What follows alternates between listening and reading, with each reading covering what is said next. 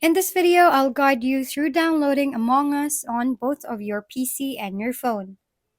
It's super simple, and there are three methods I will show you. First, you can use Google. Just search download Among Us, and you'll find plenty of options.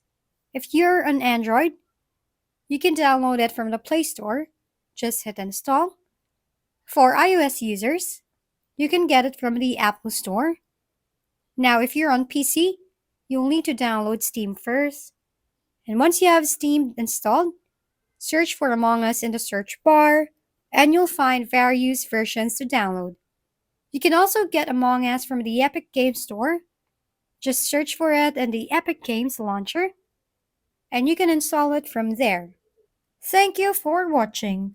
We hope this video helped you figure things out. If we've been helpful, kindly give us a thumbs up, and don't forget to hit the subscribe and bell button for more contents.